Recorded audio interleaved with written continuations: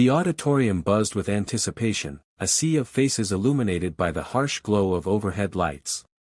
Caroline Levitt stood backstage, her palms slick with sweat, her heart pounding like a drum in her chest. At 24, she was no stranger to public speaking, but tonight felt different. Tonight, she wasn't just addressing a community center in her small New Hampshire town, she was sharing a stage with Congressman Adam Schiff, a political titan whose name carried weight across the nation.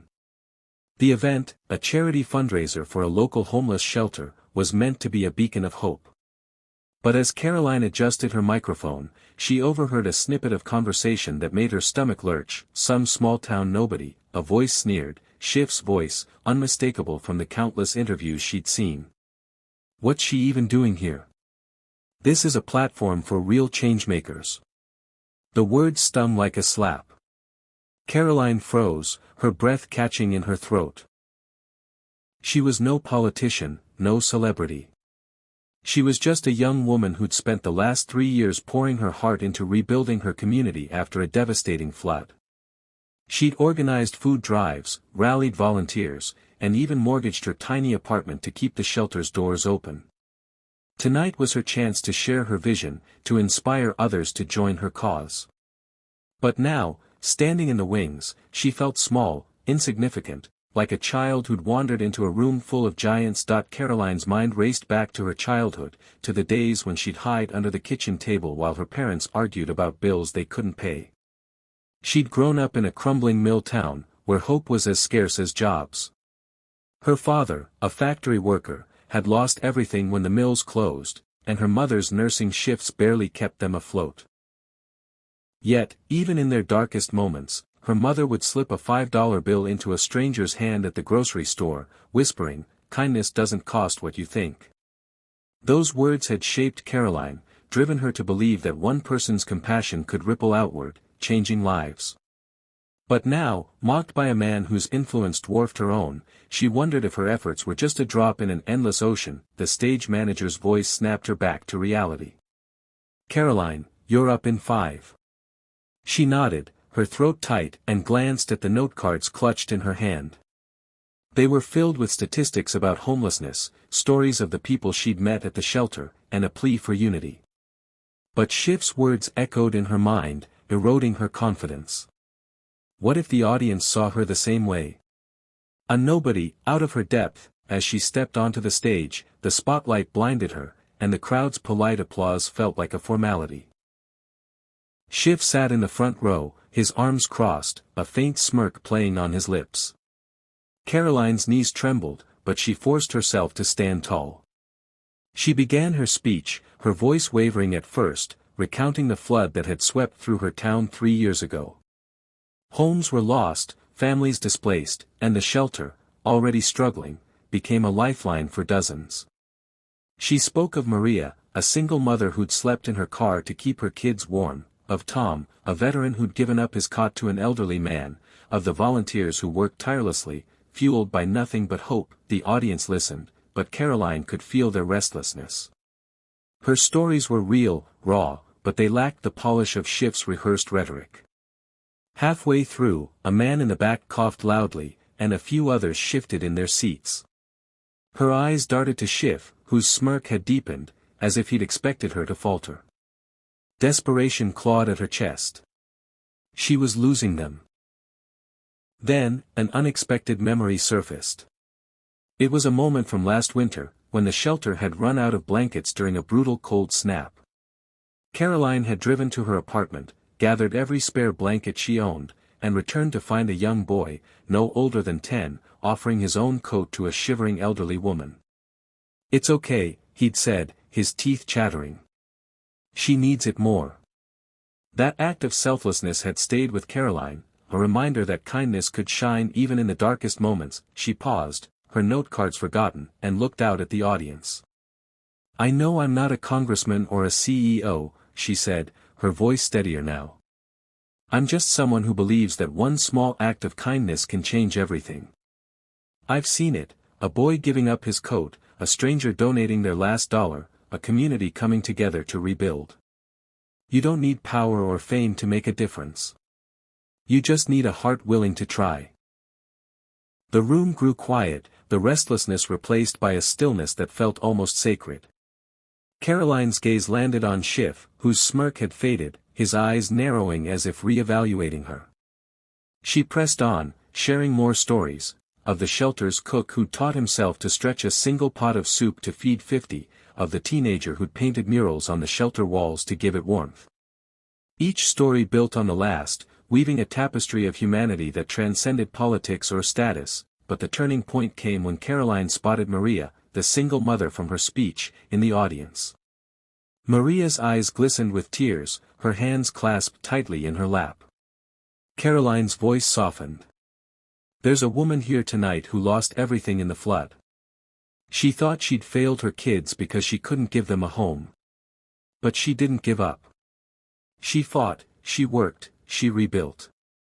And now she's helping others do the same. That's what this is about. Not just surviving, but lifting each other up."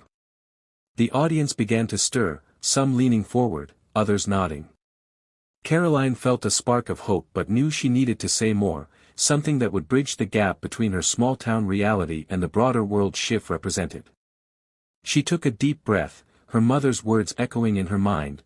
"Kindness doesn't cost what you think, Congressman Schiff," she said, her voice clear and unwavering. "You called me a nobody tonight. And maybe I am. But I believe that nobody is nobody when they choose to care." The audience gasped softly, and Schiff's face flushed, his eyes dropping to his lap. Caroline didn't pause. One sentence, one act, one heart, that's all it takes to change a life. I've seen it at the shelter, and I see it in all of you tonight. You're here because you believe in something bigger than yourself. So let's prove it. Let's show the world that kindness isn't small, it's the most powerful force we have. The room erupted in applause, the sound swelling like a wave. Caroline's heart raced, not with fear now, but with a fire she hadn't felt before. She glanced at Schiff, who was clapping slowly, his expression unreadable. Had she gone too far? Or had she finally reached him? As she stepped off the stage, the audience rose to their feet, their cheers washing over her. Maria rushed forward, enveloping Caroline in a tearful hug. "You told my story," Maria whispered. "You made me feel seen." Volunteers from the shelter joined them, their faces alight with pride, and strangers approached to shake her hand, some promising donations, others offering to volunteer. Backstage, Schiff approached, his demeanor softer now, almost hesitant. "Caroline," he said, his voice low, "I was wrong. You're not a nobody. That was extraordinary." He paused, as if searching for words. "I'd like to help. The shelter, tell me what it needs." Caroline's eyes widened, a mix of disbelief and gratitude washing over her. She nodded, unable to speak, as the weight of his words settled in. Her one sentence had shifted something, not just in the room but in a man who'd dismissed her. It was a small victory, but it felt monumental. As the night wound down, Caroline stood outside the community center, the cool New Hampshire air brushing her cheeks. The stars above were bright, a reminder of the vastness of the world and the small, vital acts that held it together. She thought of the boy's coat, Maria's resilience, her mother's $5 bills. Kindness, she realized, wasn't just a gesture, it was a revolution. The morning after the fundraiser, Caroline woke to a world that felt subtly altered, as if the air itself carried a new charge. Her speech had ignited something, a spark that refused to dim. Her phone buzzed incessantly with notifications. Messages from strangers inspired by her words, emails from local businesses offering donations, and even a voicemail from a national news outlet requesting an interview. But amid the flurry, one message stood out, a text from Congressman Schiff's aide. "The congressman would like to meet you at the shelter today at noon. He's serious about helping." Caroline stared at the screen, her heart caught between skepticism and hope. Schiff's apology last night had seemed genuine, but she'd learned long ago that promises from powerful people often evaporated like morning dew. Still, she couldn't ignore the possibility. The shelter was on its last legs, leaking pipes, a dwindling food supply, and a heating system that groaned more than it warmed. If Schiff's offer was real, it could change everything. She arrived at the shelter early, her boots crunching on the gravel lot. The building, a repurposed community center, sagged under the weight of years, its faded paint peeling like old skin. Inside, volunteers bustled about, preparing lunch for the residents. Maria was there, her hair tied back as she stirred a pot of chili, her 2 kids coloring at a nearby table. Tom, the veteran, was sweeping the floor, humming an old folk tune. The air smelled of coffee and resilience, a scent Caroline had come to love. As noon approached, Caroline's nerves tightened. What if Schiff didn't show? Or worse, what if he came with cameras and empty promises, using the shelter as a photo op? She busied herself sorting donated clothes, trying to quiet her doubts, when the door creaked open. Schiff stepped inside, alone, no entourage or press in sight. His suit looked out of place amid the shelter's worn furniture, but his expression was different, less guarded, almost vulnerable. "Caroline," he said, extending a hand. "I meant what I said last night. I want to help. Show me what this place needs." She hesitated, then nodded, leading him through the shelter. She pointed out the cracked windows that let in drafts, the pantry with more empty shelves than full ones, the cots lined up in rows because there weren't enough private rooms. She introduced him to residents, Maria, who shared her story of rebuilding her life, Tom, who spoke quietly about his years on the streets, and Sarah, a teenager who'd found refuge here after running away from an abusive home. Schiff listened, his face unreadable but attentive, asking questions that surprised Caroline with their thoughtfulness. As they sat in the shelter's cramped office, Caroline braced herself for the inevitable pitch, a vague commitment, a check for a modest sum. Instead, Schiff leaned forward, his hands clasped. "I've been in politics too long," he said, his voice low. "I've forgotten what it's like to see people, not just problems. You reminded me last night.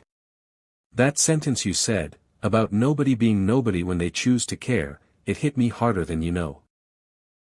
Caroline blinked, unsure how to respond. She'd expected defensiveness, not introspection. Schiff continued, "My mother used to volunteer at a place like this. She'd come home with stories about people who'd lost everything but still shared what little they had. I used to think she was naive. But you're doing what she did, and it's not naive. It's powerful." He pulled out his phone, scrolling to a document. "I've spoken to some colleagues. We can secure federal funding for this shelter, enough to fix the building, expand the kitchen, maybe even add a job training program. But I need your input to make it work. You know this place better than anyone." Caroline's breath caught. Federal funding? It was more than she dared to dream. But doubt crept in. "Why now?" she asked. "Why me? You didn't even know my name yesterday." Schiff's eyes met hers, steady but tinged with regret. "Because I was wrong about you, and I don't want to be that person anymore. You didn't just call me out. You showed me what's possible. I want to be part of that." The conversation stretched into the afternoon, ideas flowing between them. Caroline suggested a mentorship program for teens like Sarah, pairing them with local professionals. Schiff proposed connecting the shelter with a veterans organization to support people like Tom. By the time he left, Caroline felt a cautious optimism, tempered by years of disappointment. She'd believed the funding when she saw it, days turned into weeks, and the shelter began to transform. A grant came through, not a fortune, but enough to replace the windows and stock the pantry. Volunteers poured in, inspired by Caroline's speech, which had gone viral after a local journalist posted a clip online. The hashtag Nobody is Nobody trended briefly, with people sharing their own stories of kindness, a barista paying for a homeless man's coffee, a teacher tutoring kids after hours, a stranger leaving groceries on a neighbor's porch. But the real change came from within the shelter. Maria started a support group for single parents, her confidence growing with each meeting. Tom began teaching woodworking to the kids, his hands steady as he guided them through carving simple toys. Sarah, inspired by Caroline's speech, wrote a poem about the shelter and performed it at a community event, her voice trembling but strong. Each act, small as it seemed, built on the last, creating a momentum that felt unstoppable. One evening, as Caroline locked up the shelter, she found a letter tucked under the door. It was from Schiff, handwritten, a rarity in an age of emails.